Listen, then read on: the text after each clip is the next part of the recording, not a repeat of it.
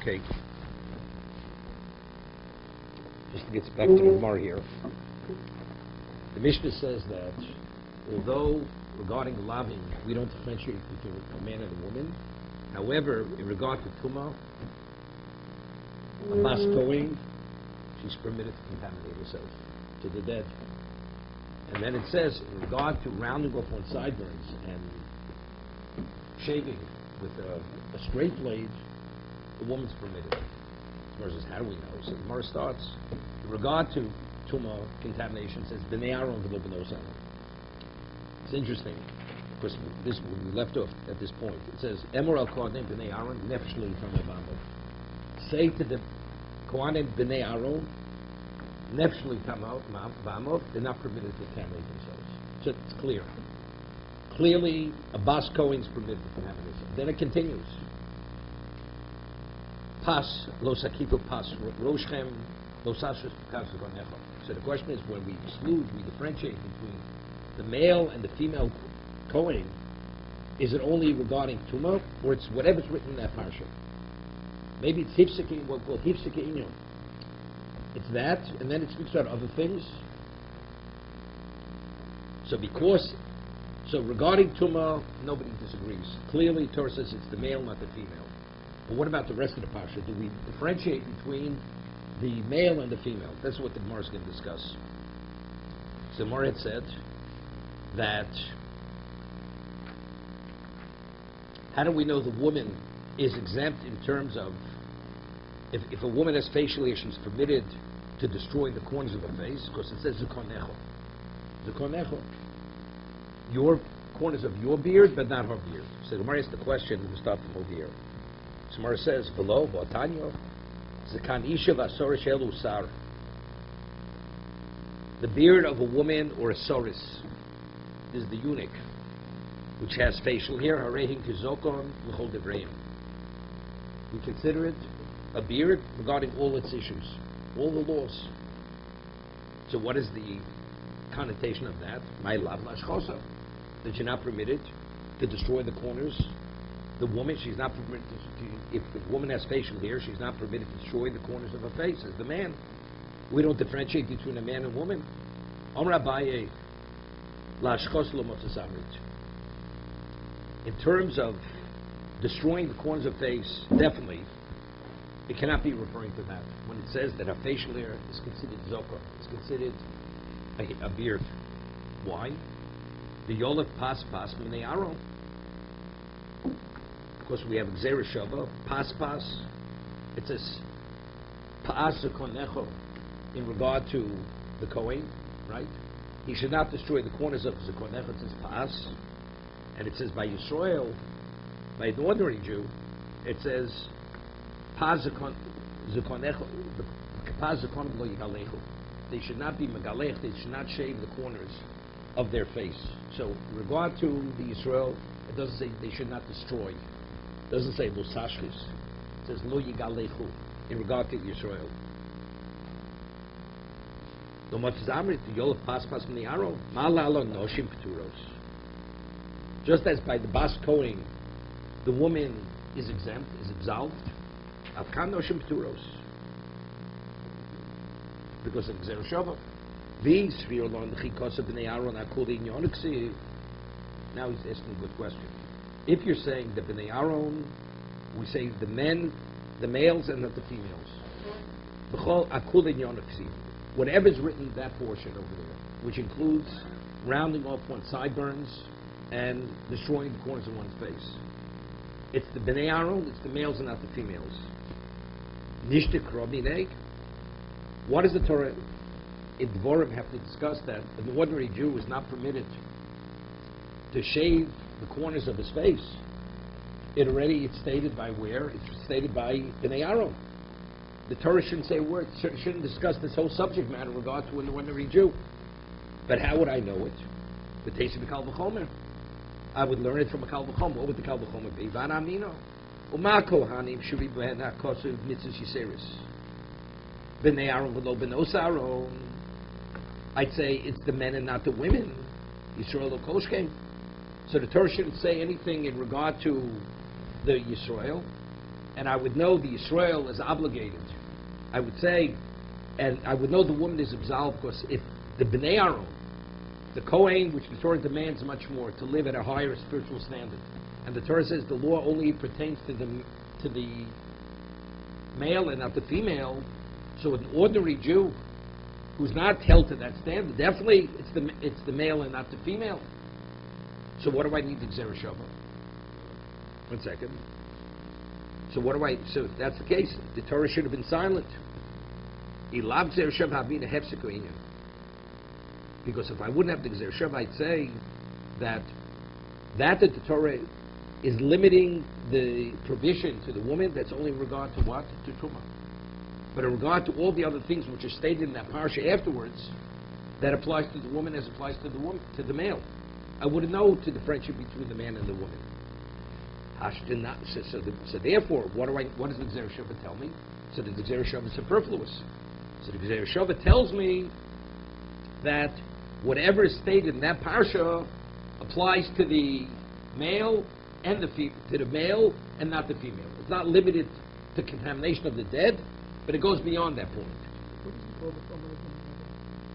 A Kohen who's held to a higher standard, spiritual standard. The Torah says, despite he's held to a higher standard, it's only the male Kohen and not the female Kohen. The Kohenis, correct? So, if that's the case, an ordinary Jewess, female, definitely she's not going to be held to that. So what do I need? Pas, right? We still don't know about the men. I would not know the men. I would not know the men. So I understand the code of conduct that applies to the women, but if I want to know about a non-Kohen man, wouldn't I have to have this other person? I couldn't infer that from this. Right. No, but the question is, we're saying that the Gzera Shava teaches me that a woman is exempt. It says the man is, let's say it wouldn't have a Gzera Shava. I wouldn't have pas. We do have a Gzera Shava. Let's say it wouldn't have the Gzera Shava. Would I know a woman is exempt? The Torah has to write it by the Yisrael. But I would not have the Gzera Shava. So wait. So what do I need pas? What is the value of the Gzera Shava? Factually, I have a Gzera Shava. The Torah has to tell me the law pertaining to the male Kohen, to the ordinary Jew. He's not permitted to shave the corners of his face. Okay? But what does the Torah have to write? What is the right from the Gzera Shava? The pas. Factually, I have a Gzera Shava.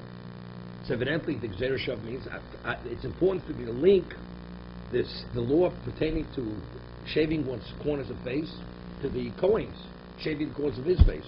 What do I gain? What more do I learn as a result of the Gzera Shava?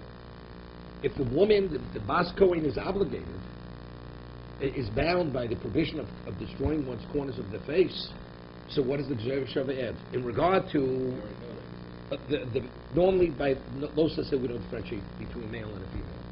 So that I already have what's stated in Dvorim regarding an ordinary Jew. And regarding the Bas Kohen, we're saying we only differentiate only regard to Tumah. In regard to all the other laws that are written there, that pertains to the woman as it pertains to the Kohen. So what is the value of the linkage, linking what's stated regarding shaving, destroying the corners of one's face regarding to ordinary Jew to the Kohen? What is the value of that linkage? Evidently the value of linkage is this. If I wouldn't have the Gzera Shava, I would say B'nei Aaron v'lo b'nos Aaron only pertains to Tumah, the Tumah Smes, to contaminated to the dead. But everything else which follows, we don't differentiate between the male and the female Kohen. We don't differentiate. They both be bound. They be bound by the provision. And that, the differentiation is limited only to contamination of the dead. Otherwise, what's the value of the link? So what's the linkage? What is the linkage of pas? What does it reveal? No. That it goes beyond Tumas Mes. That we differentiate between the male and the female Kohen. That just as in regard to contamination, it's only the male, not the female. Even if a woman has facial hair, the Bas Kohen, she's permitted to destroy the corner of her face. So now I have pas to tell me as regarding the Bas Kohen, she's permitted, The Bas Yisrael is also permitted.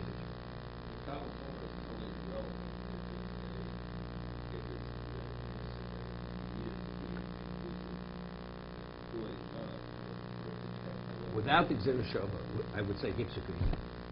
I don't know. I don't fully appreciate. Once you say Hipsukah, Kalvachom means nothing. Right? Correct.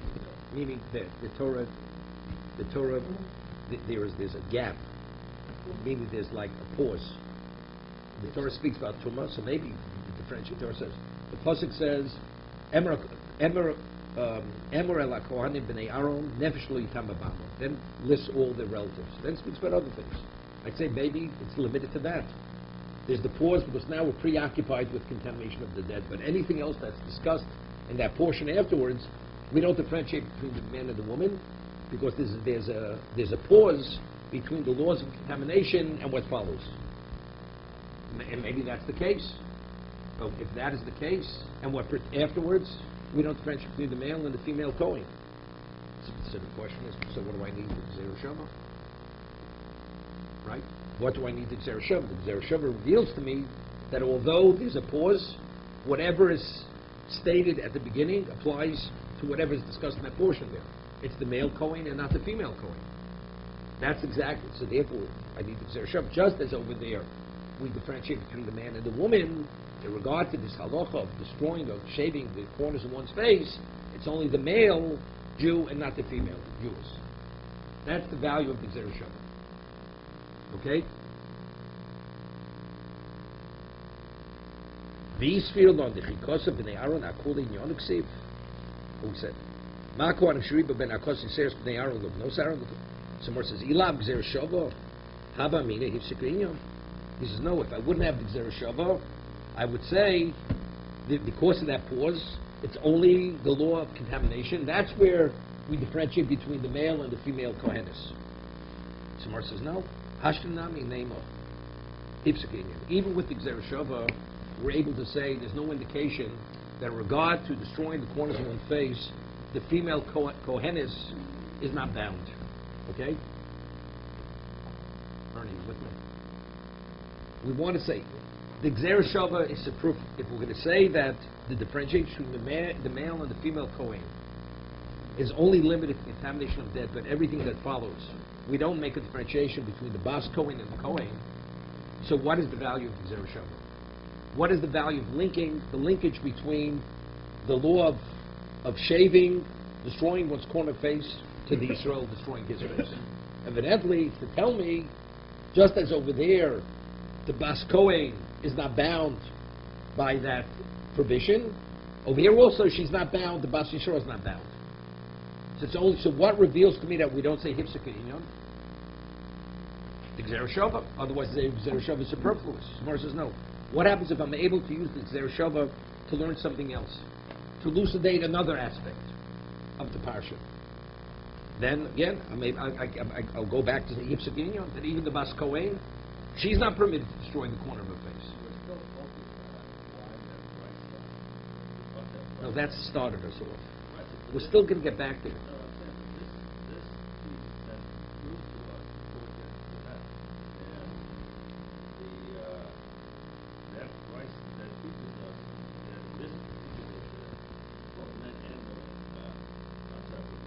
See, we wouldn't consider Hipsukah only because that Brisa says that the beard of a woman is considered a beard.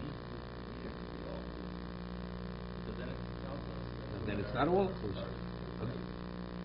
We need it there to show us that women are. At this point, the Gemara understands the only way to say, if the only way to understand the Brisa would say the beard of a woman is considered a beard, is relative to a woman's not permitted to remove her facial hair with a razor. Right.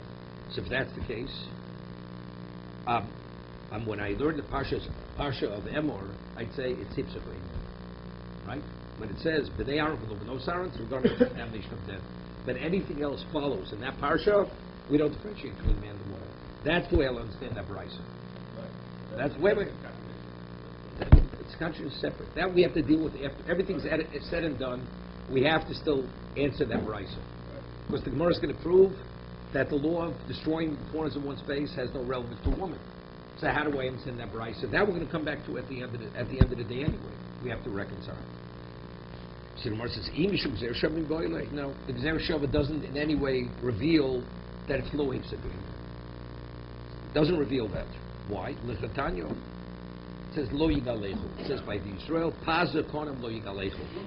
You should not shave the corners of your face. It doesn't say you should not destroy the corners of your face. In regard to Yisrael, by the Kohen it says,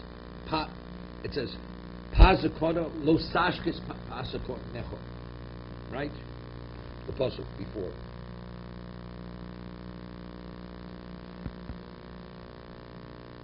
Lo sakif pas roshchem, lo sashkis paza konam necho. So where do we find the word hashchasa, destroying? Only by the Kohen. By the Yisrael, when the Torah in Dvorim says you should not, doesn't say you should not destroy the corners of your face. It says you should not shave the corners of your face. What is the connotation of shaving? Even the scissor. You should not cut the corners of your face, even if it's cross-cut. Even though the blade does not touch the root of the hair. The connotation of hashchasa is destroying. It means the blade actually cuts the hair from its root. That's the connotation of destroying. Yigalechu means the way you normally shaving. That's even the cross-cut. The Chetanya lo yigalechu yochol gilcho b'misvarayim yechayev. The Yisrael, even if he uses a scissor, maybe he's liable. He violated the law. He shaved the corner of his face. Talmud lo v'lo sashchis. The Torah uses the term by the Kohen. It says you should not destroy. So destroying is only when the blade is actually touching the root of the hair. Cross-cut is not destroying. So now, if it's lo sashchis by the Kohen, yochol likto b'malkid b'hitni yechayev. What happens if a person uses a tweezer and he pulls out each hair from its root? So there you're actually destroying the hair. Maybe the Kohen should be in violation because he's destroying the corners of his face by pulling out the hairs, or using the hitni, which is the plane that you normally smoothen wood with, which is not the conventional way of shaving, but actually destroying. You're destroying the root of the hair. So we have the Gzer Shava. So we're learning back and forth. I learned the Yisrael from the Kohen. What is the provision of Giluach, of shaving? Only when you destroy the corner of the face. But if I only have the Kohen and I don't have the parshas of the Yisrael, I would say, even if you pull the hair out with a tweezer and you destroy the hair from its root, you're in violation. But now I link it to the Yisrael. What term does the Torah use? Giluach. It has to be the conventional way of shaving, of destroying the hair. What's the conventional way of destroying the hair from its root? That's using a straight blade. What is the conventional way of shaving when you're destroying the hair at its root? That's using a blade, a razor. That's a straight blade. What? No, hitni is not a straight blade. It's a plane. That's not the conventional way of shaving. Well, milk it. You pick the hairs out. You pull them out with a tweezer. It's a plane like a blade that you know it. A plane, but you put a blade in this. No, it's like a razor. Like we have now. Is it like a... No, if you take the blade out of the plane and you use it as a razor, that's a razor. That's a razor. You know what a plane is? Yeah, I know what a plane to me looks like the razor we use today. It's got a blade there. Yeah, but you don't use that. If it's in that case, it's encased in the case that you're playing wood. That blade is being used in the manner one doesn't shave in that manner. It's an unconventional way of shaving. That's not how we shave today. No. You would shave today, you would take the blade out of that, and you would use that blade, and you apply the blade to your face. Sure. It's the same principle. It's the same principle. Let me tell you something. Again, That's right. let's say you have, there's no question, the pull and cut shaver, because it pulls in the skin, and the blade actually touches the skin, so it's not the cross cut, right? It's cutting it literally at the level of the skin. Wait a second. If humanity would start using planes to shave with, that's therapy law. That's the conventional way of shaving. But factually, the blade, the straight blade encased in the case that you plain wood, that's the people don't shave. using that in that manner. I'm saying That's they called do. unconventional. I'm saying they do. I'm saying that is the principle. Wait, I'm saying, but again, I'm just saying. It's irrelevant whether it's the blade is cutting the hair at the root. That's irrelevant. That's not the issue. It's the manner in which you shave it. A person doesn't use that to shave with. Use a shaver, even though the shaver is the same as the razor, but it's called, people shave with a shaver. That's called conventional shaving.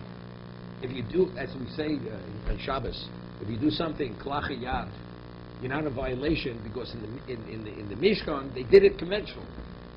Using the term giluach, the Torah says you have to shave conventionally, even though factually the same thing is happening. You're destroying the root, the hair at its root. Doesn't make a difference. The manner of shaving has to be conventional shaving. You don't go to Home Depot and buy a plane and you use that to shave. That's not the way people conventionally shave. You're not in violation.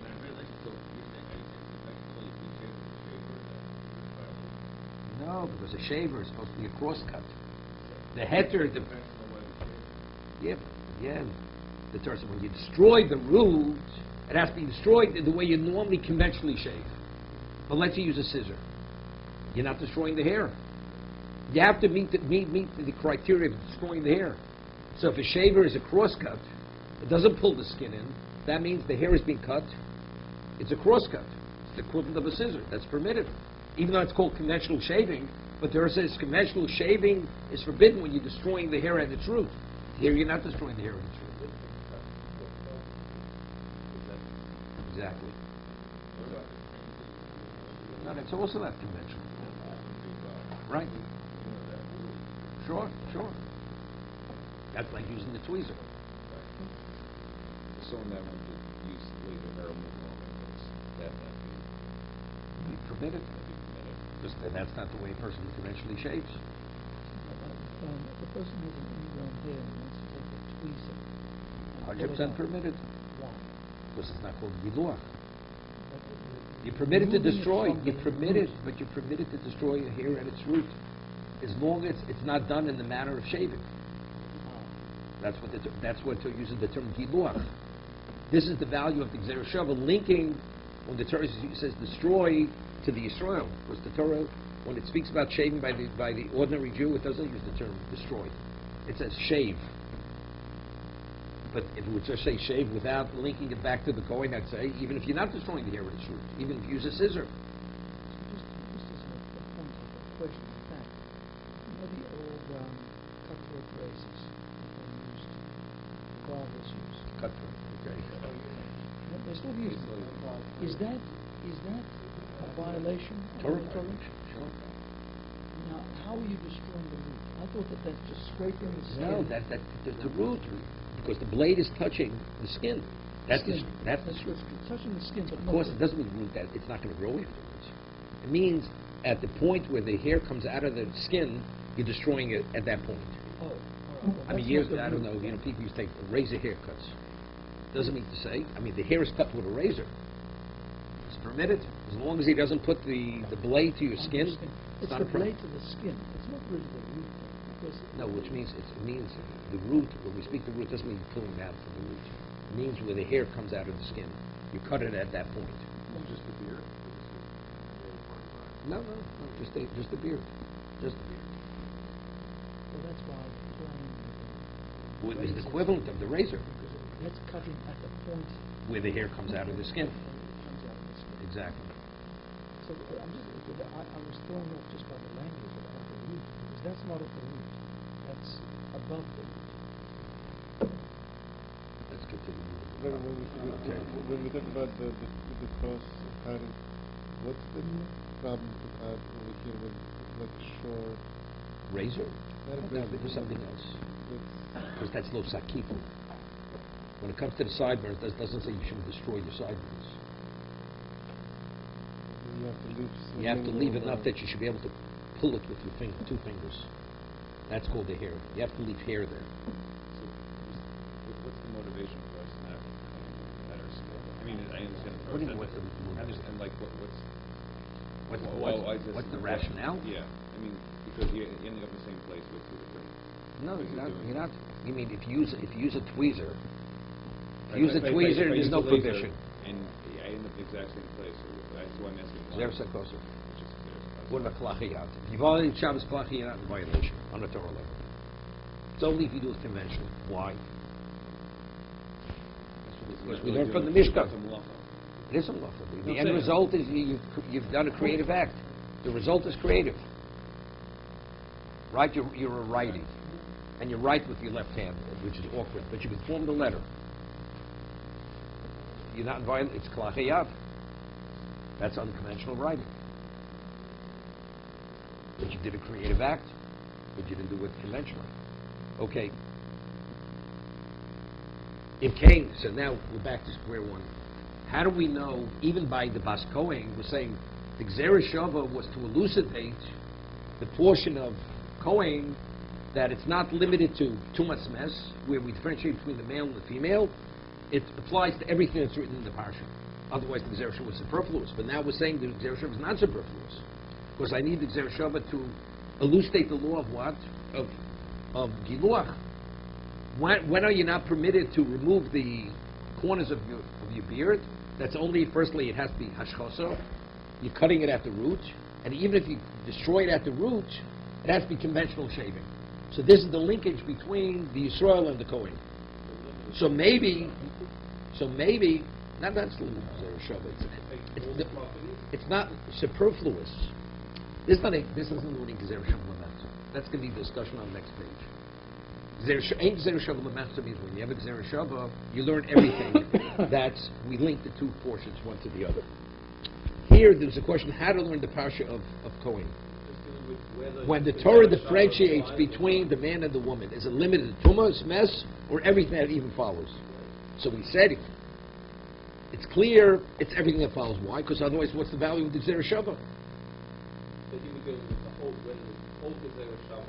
No. To what does the Gzera Shava apply?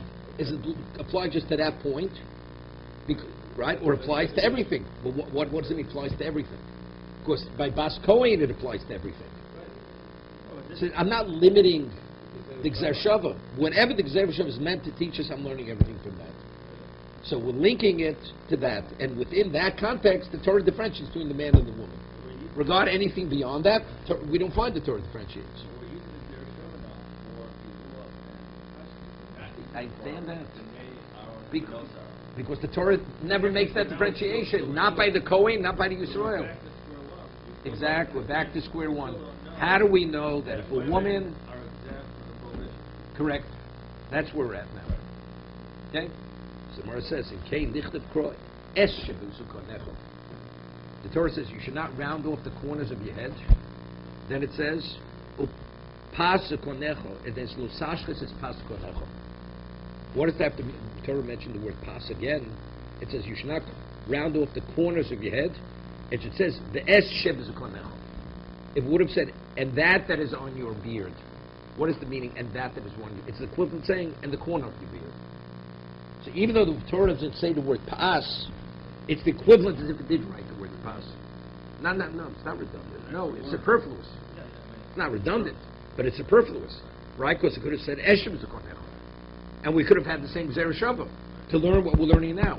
So why did the Torah have to write explicitly pas? To teach us, to reveal, to elucidate that what's written by the Kohen, it's not limited to Tumah, but it's whatever's stated in that parsha, we differentiate between the male Kohen and the female. So the Zera Shava teaches two things. Women are it's like I have two Zera Shavas. If the Torah wouldn't have written the word pas, it would have been the equivalent of having Zera Shava, to learn the first thing.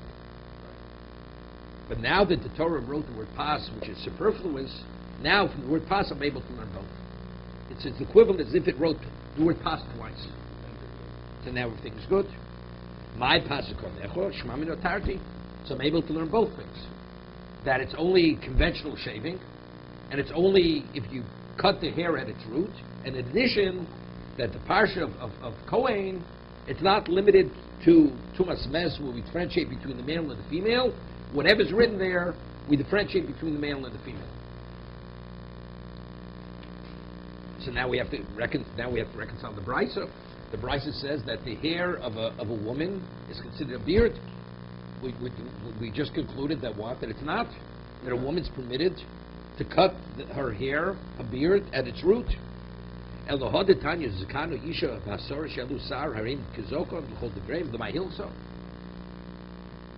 what regard does it say that it's considered a beard? It can't be in regard to a provision, because we just said that it's the male, not the female.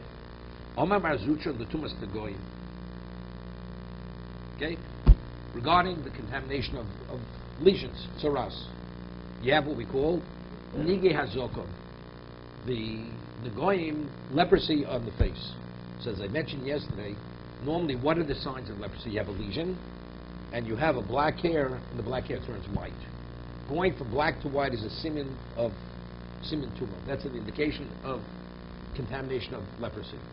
What about if you have that lesion on the face? The face area, the facial area. We have facial hair. The hair has to go from black to blondish or goldish. Takes on a goldish hue. What? Like a... No. Let me speak to Jay about it. Where's Jay? Okay. This is with the duck here. Okay. Okay. L'tumas negoyim. What does that mean? That if a woman, although the Torah speaks about nige hazokon, but if the hair of the woman is not called zokon, I'd say turning yellowish has no relevance to the woman, right? Because that speaks specifically as called zokon, has to be called the beard. Regarding the lesion that's found on the face, the hair has to turn blondish or goldish. So if it's called a zokon, fine. So now she's classified as a mitzorah. She's become a leper. No, different. Not white at all. Not white. It turns white means nothing. Where you have, it's equivalent the person has psoriasis. So normally, black hair would mean the psoriasis, or gray hair. Now that hair turns blondish. So if that lesion now has, the color of the hair changes from black to gold, or from gray to gold, that means that's a leprous lesion on the face.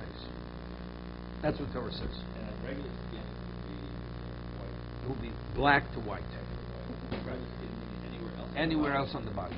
Not on the head. Not on the head. But anywhere else on the body. Whatever it is. There's the face and there's the head. Okay? Tumas the goy. See, Gemara says, Tumas the goy, behedjik siva. What do I need the Bryson to tell me that the beard of a woman is considered a beard? It says explicitly regarding leprosy, Visho Isha, Kiyebo Nega Barosh Obezokon. It says explicitly. A woman, a man or a woman who has a neg, who has a lesion on their head or in their beard. So the beard, Zokon. So what do I need a Bryson to tell me? That the facial hair of a woman is called Zokon. It's explicit in the Pasuk. It says man or woman who has a lesion, Zokon. Elo Marzucha says Lataris Nagoyim. Meaning to understand whether she recovered. Meaning, let's say it was gold, and now it went back to its original color. Okay? Taris Nagoyim. So says Taris Nagoyim, Nami Pshita, it's understood. Cave in the Bastumi, if we value, the Torah says her beard is considered a beard regarding the Goyim, in terms of contaminating her, that we value the hair as the hair of a beard in regard to the Goyim. So now when the color changes from gold back to the normal color, I'm also going to value the change. Right? Itrich. But the Gemara says, no, I need the Brisa, I need the Tana to elucidate the Parsha. Why? Because I would have learned the Parsha this way. I would have learned that the Ish, O Isha. The man and woman have relevance to leprosy, to lesions. Kiyabo Nega Barosh. If the man or woman have a lesion on the head, so the hair on the head, there's no difference between a man and a woman. O Bezokon, which only has application to the man. Hodor Asad Leish. So that I apply when it speaks about the Zokon, that's only the man. Because we'll say the facial hair of a woman is not classified as Zakan. That's not called Zokon. It's not called a beard. That's the way I would learn the Parsha. Isha, the Isha is going back, that's Nige Harosh. But what the Torah says, O Bezokon, that's the man, not the woman. Because facial hair of a woman is not called Zokon.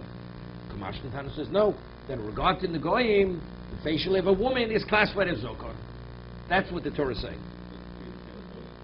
So we don't differentiate. When the purification process takes place, the man has to shave after he goes through what you call. No. It's more than that. We're talking about the recovery period. The Kohen goes and evaluates the lesion. Has he seen a change for recovery?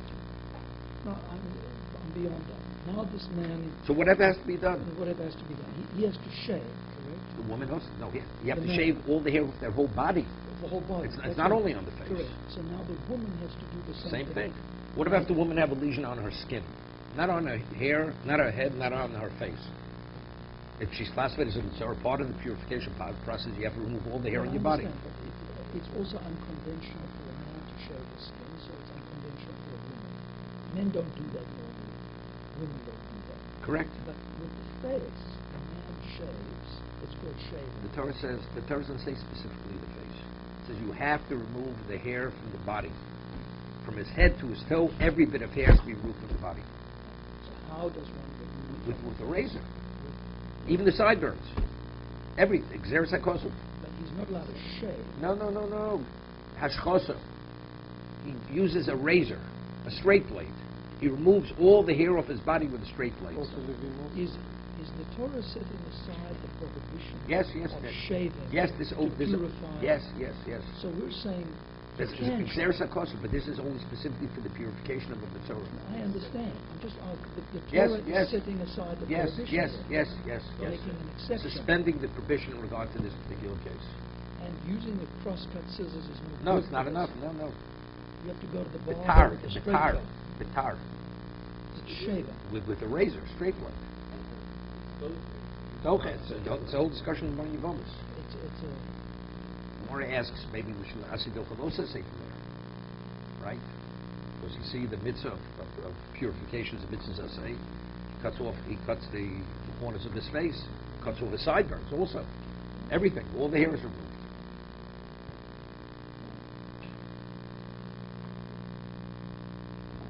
Stop it.